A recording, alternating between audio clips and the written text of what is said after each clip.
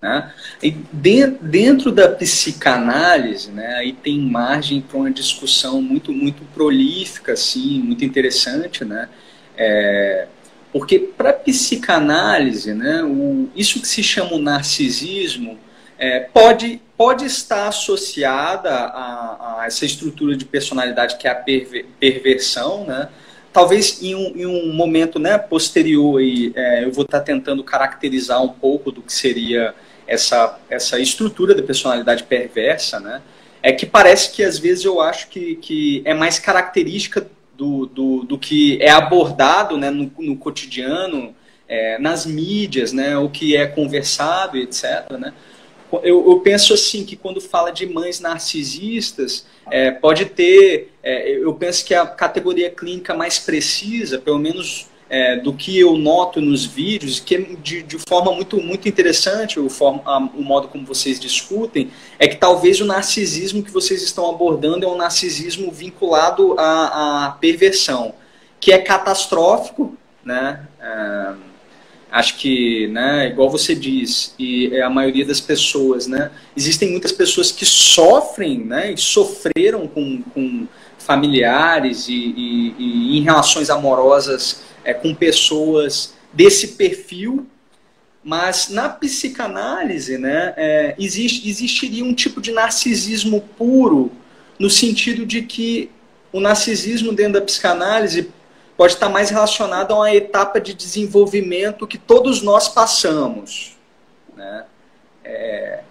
Para a psicanálise, o amor de si, né, o investimento do interesse, né, da libido, o apaixonar-se por si próprio, seria, né, uma etapa do desenvolvimento em que todos nós neuróticos, né, todas as pessoas, todos nós, assim, que somos neuróticos, né, que poderíamos colocar assim de uma forma bem grosseira, né, dentro disso que se chama de uma normalidade clínica, etc. Então, assim, né, todos nós na infância, para a psicanálise, todos nós na infância atravessamos esse período de amor próprio, né? Isso seria uma etapa necessária, né? Porque para você amar o outro na psicanálise, para você ser capaz de amar uma outra figura, né? Considerar o outro como um indivíduo diferente de si, né? E ser capaz de investir interesse amoroso em outra pessoa, primeiro é necessário, de certo modo, você passar por uma fase onde você ama a si próprio. Essa fase é uma fase infantil, né? É uma fase onde nós percebemos, né? Às vezes em crianças de 2, 3 anos, né? Um certo tipo de desinteresse em figuras específicas, né? E uma vontade de derivar prazer, né? Sempre a partir do seu próprio corpo, né? É o que a gente... Para a psicanálise, então, existe uma etapa não patológica, né, narcisista, onde as crianças se interessam, né, pela sua própria imagem, investem amor em si. É essencial que nós passamos por essa fase. O problema, Virgínia, é quando as pessoas se tornam fixadas nessa fase. Né? E são, às vezes, incapazes de amar o outro. Então, existe na psicanálise também um tipo de narcisismo que é um narcisismo secundário, né? E que pode estar associado a uma patologia, né? Que, quando na psiquiatria fala de transtorno do narcisismo, né?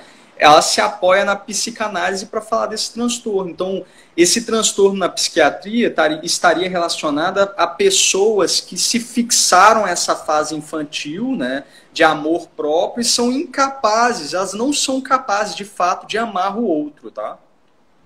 Uhum. Então, assim, na psicanálise oferece uma discussão interessante, Virgínia, no seguinte ponto.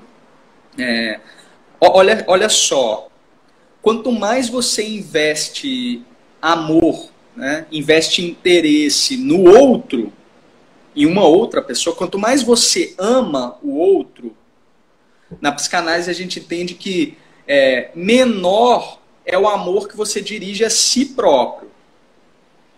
Quanto mais você ama o outro, imagine como se fosse um capital, né? Você está investindo somas de dinheiro, né, num investimento específico, e à medida que você investe em um investimento, menos você tem para si, né? Vamos pensar assim de uma forma mais simples, né?